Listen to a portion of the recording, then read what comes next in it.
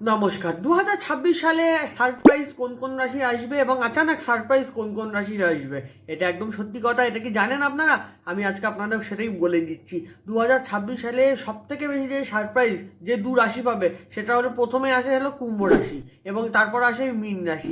এই দু রাশি আপনারা ভীষণভাবে সারপ্রাইজ পাবেন, কিন্তু এখানে আমি বলে রাখি আগে থেকে, এই সারপ্রাইজটা এমন কিছু ভালো হবে না আপনাদের জন্য।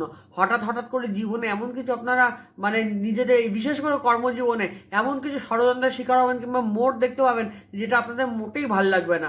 আপনারা সমস্ত এতদিন ধরে এই যে সাড়ে সাতিতে আপনাদের চলে আসছে, আপনারা সমস্ত এক একটা দাবার সমস্ত চাল ভালো খেলেছেন, সব কিছু একদম সব কিছু আপনারা ঠিকঠাক খেলেছেন, একটা একটা করে চাল আপনারা বুঝে বুঝে দিয়েছেন আপনাদের নিজের জীবনে। কিন্তু এই 2026 সালে আপনাদের গিয়ে মনে হবে, নিজের কাজের দিক থেকেও মনে হবে যে হে ভগবান, এত খাটছি তবুও কি কোনো কিছু আশা দেখতে পাচ্ছি না। কিন্তু এটা কোনো চিন্তা করবেন না, 2026-এর মাঝামাঝি অর্থাৎ মে জুন মাসের পর থেকে একদম এটা ঠিক হয়ে যাবে, কোনো ব্যাপার না। তো সুতরাং মন খারাপ করবেন না। কুম্ভ রাশি, মীন রাশি এগুলো সাড়ে সাথী চলছে, মীন রাশি তো সেকেন্ড ফেজ চলছে, কুম্ভ রাশি শেষ ফেজ চলছে। পায়ের দিকে আপনারা ভীষণ পরিমাণে খেয়াল রাখবেন আর ভালো থাকবেন, আর শনিদেবকে ডাকবেন, কমেন্টে করে দেবেন হর হর মহাদেব।